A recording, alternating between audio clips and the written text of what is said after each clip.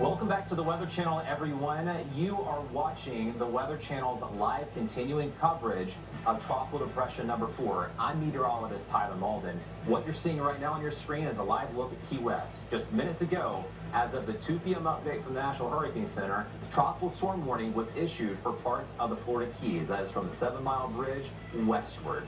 And we've got a lot of other areas of the Florida Gulf Coast that are under some sort of watch or warning ahead of this tropical depression. You're seeing this right here, yellows, reds on the screen, even some oranges. Let me break this down for you. You now have the tropical storm warning for the Keys. You've got the tropical storm warning going from essentially Marco Island all the way up through Tampa to Cedar Key. And then from there, you've got a hurricane watch in the Big Bend of Florida. As of the 2 p.m. update from the National Hurricane Center, this is still a depression. It is a 35-mile-per-hour storm at this time, so it is very close to becoming our next named storm. When it is named, it will receive the name Tropical Depression, Tropical Storm Debbie.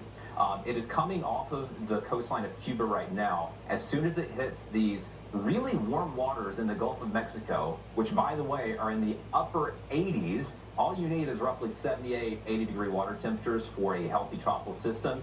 And these waters here in the eastern Gulf of Mexico are nearing 90 degrees. Once it hits those waters, it acts as high-octane fuel, it strengthens it, and it becomes our next named storm, making landfall overnight Sunday on into early Monday as a healthy tropical storm, 70-mile-per-hour winds. It is not out of the realm of possibility that this makes landfall as a low-end Category 1 hurricane. Regardless, though, strong tropical storm, weak hurricane, you need to prepare the same way.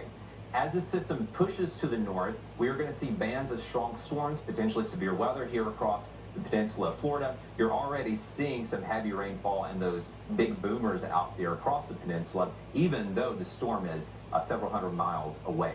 Going through time here, the radar is going to show those bands of storms impacting the southwest Florida coastline first, then eventually on into Tampa, and then on into northern Florida too. Tomorrow, we absolutely have the potential for strong to severe thunderstorms with those bands coming on shore as soon as it hits the soil of the peninsula of Florida. Could start to rotate a little bit. Can't rule out some brief, weak tornadoes. This system then makes landfall again around 2 a.m., 3 a.m. or so across the Big Bend of Florida, very near Cedar Key, taking a very similar track to Tropical Storm Debbie 12 years ago, back in 2012. As it makes that landfall, it slows down its forward progress, essentially rains itself out, and there is the potential, Carl, that we can see a lot of heavy rainfall here and some very serious flooding in Florida, Georgia, and the Carolinas. Yeah, it's a really big worry because there's an inverse relationship between forward speed and the amount of rainfall that a tropical cyclone can produce. And so we're going to be talking about possibly epic amounts of rainfall in southeast Georgia, southeastern parts of South Carolina. So what's happening here is you've got this trough of low pressure right in there, and that is initially going to help to pull the storm off to the north. I want you to watch the model progression here. Here's our trough right in there. Now watch what happens. It's pulled to the north. There's the system right there, but then the trough leaves after that point. You've got a ridge off to the east, and here you've got another very large ridge off to the west, and so it gets into this area of very, very weak steering flow.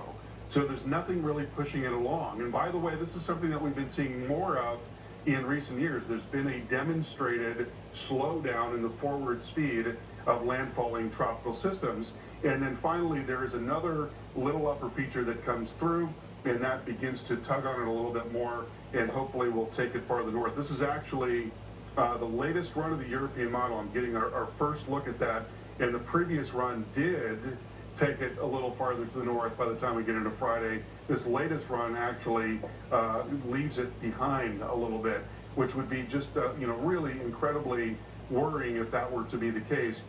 Let's take a look at this model forecast here. So here's the storm moving really slowly up the coast. There's Wednesday morning right in there. Now watch what happens when we go from Wednesday morning into Thursday late evening. I mean, it really has not moved very much at all over that time, and that's why we're talking about potentially unbelievable amounts of rain here. Now, right now what we're showing is 1 foot to 1.5 feet of rain in southeast Georgia, southeastern parts of South Carolina, But keep in mind that it is really hard to forecast exceptionally high amounts of rainfall. And if you've got a tropical system that's just offshore and not moving, it could be even higher than what we're showing here. We're going to have much more on this dangerous storm coming up here in a few minutes.